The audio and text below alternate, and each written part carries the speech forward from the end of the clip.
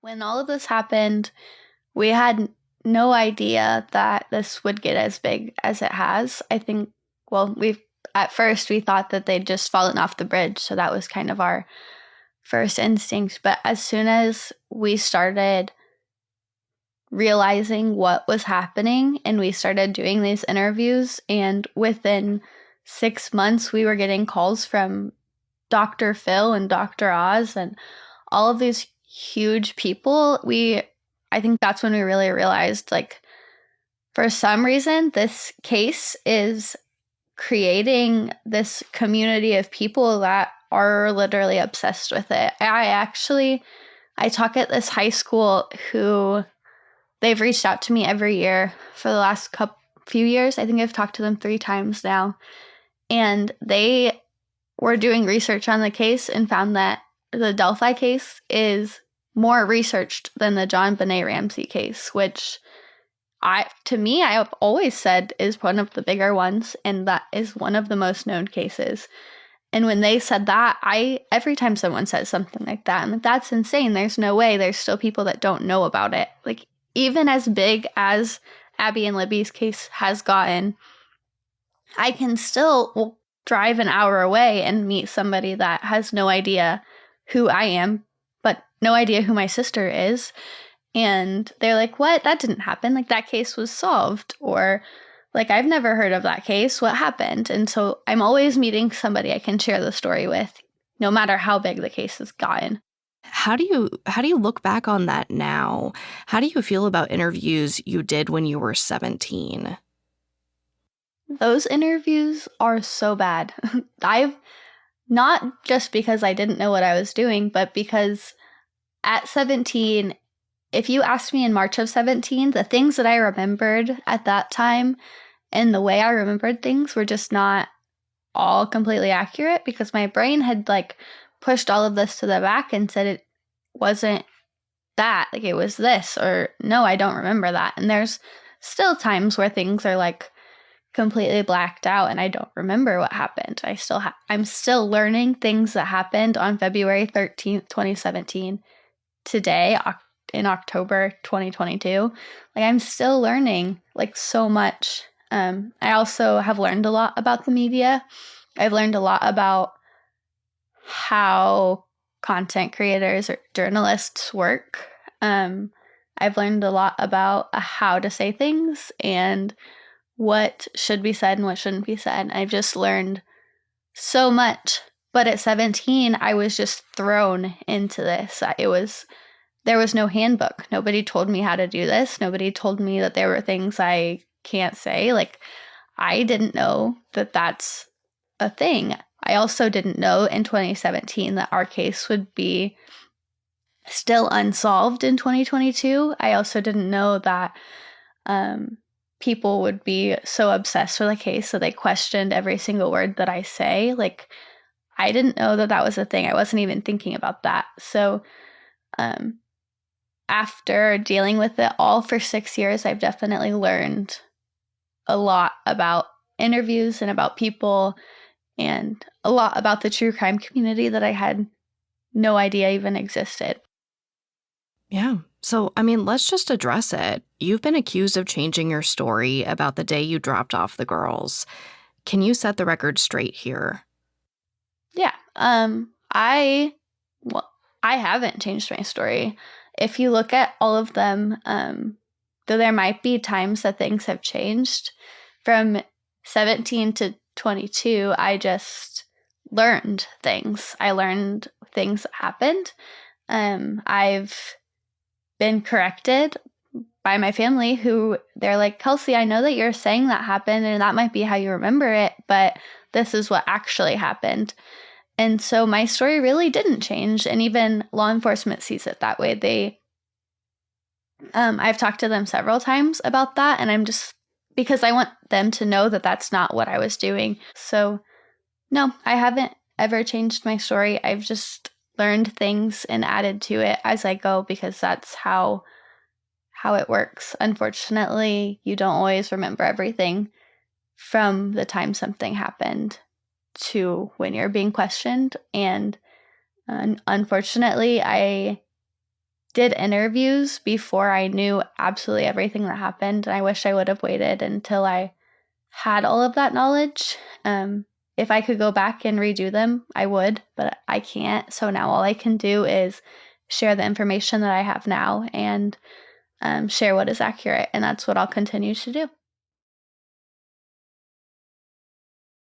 And about 4 o'clock, we knew that's not like Libby not to answer her phone. So we're thinking, okay, what's going on? Yeah. At that point in time, it wasn't anything. We weren't thinking something serious at this time. And so I called Mike and said, hey, Libby's not answering her phone. They're at the trails. We're going to head over there and start looking. And he said, I'll meet you there. So my daughter went on over. Derek's there. My daughter went on over, and her partner, she called her, and she met her there. Ended up calling Kelsi at work, and she came back and started. She left work. She left work. Where was she working at the time? Derek. Okay. Woke up late and planned to go to my boyfriend's house and help him clean out his truck that they were getting ready to sell.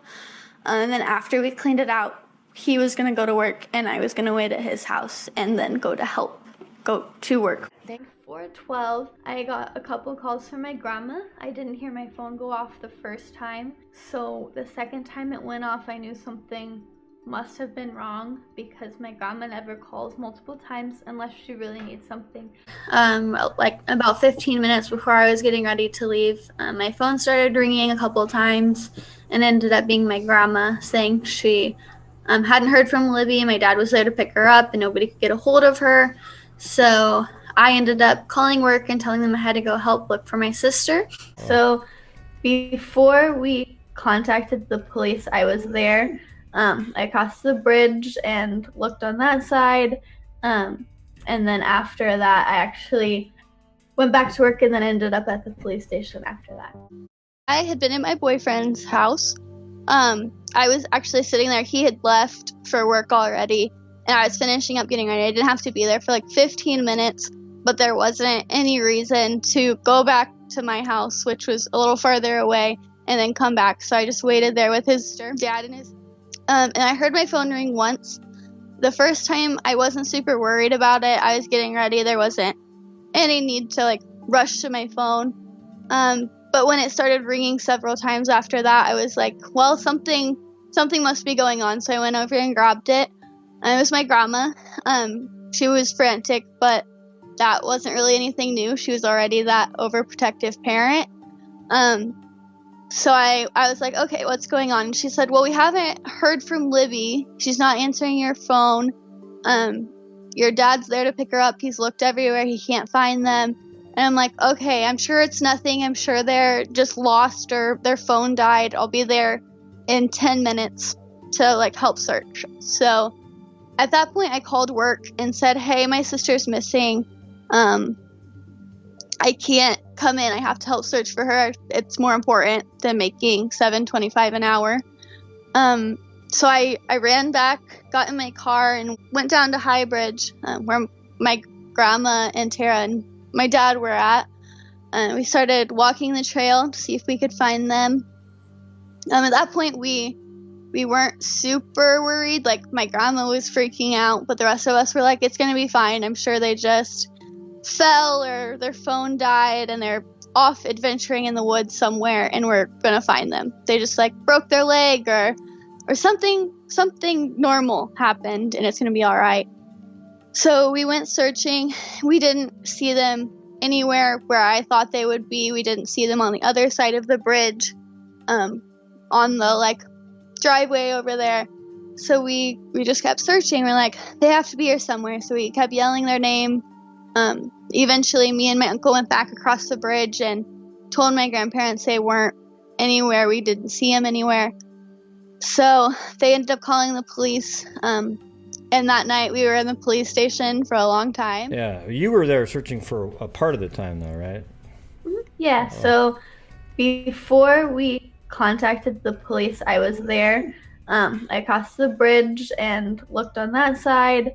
And then after that, I actually went back to work and then ended up at the police station. Around 4:12, I got a couple calls from my grandma. I didn't hear my phone go off the first time. So the second time it went off, I knew something must have been wrong, because my grandma never calls multiple times unless she really needs something, especially if she knows that I have to go to work that day. So I picked up my phone and I called my grandma back.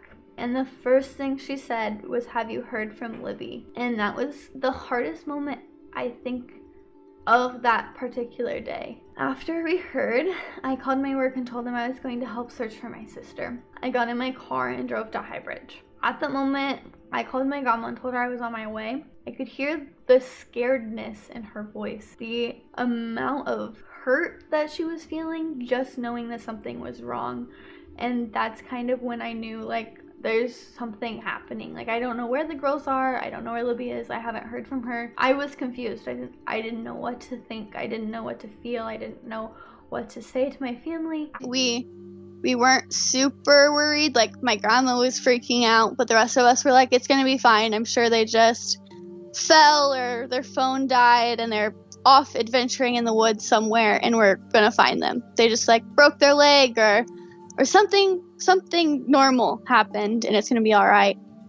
After I had told my grandma I was on my way, I arrived at the bridge. It was probably around 4:30, I'm assuming, based on when I got the phone call. We were gonna go to the trails and look and see if we could find the girls ourselves. Like, our main thought was they must have fallen, dropped a phone, maybe they got lost in the woods, they wandered off a little too far and couldn't find their way back. So at that time, me and my uncle crossed the bridge. We got down to the private drive and we were walking around yelling their names, trying to find out where they might be, hoping that if they had gotten hurt they would just yell back and say, "Hey, we're over here, can you help us?" At that point we hadn't heard anything, so we headed back. We decided that it was time that we got a hold of the police. It was starting to get dark. We knew that they needed help. Every possible situation was going through our brains, and we never thought we would end up with the outcome we did. We got a hold of the police finally. My grandparents went for work and I got a call from my grandma.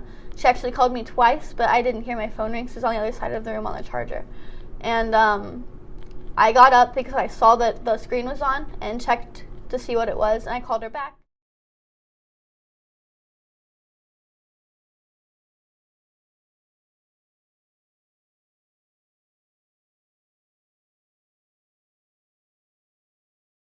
Tell me what you want, what you need. Tell me what you want, what you need. Tell me, tell me, tell me.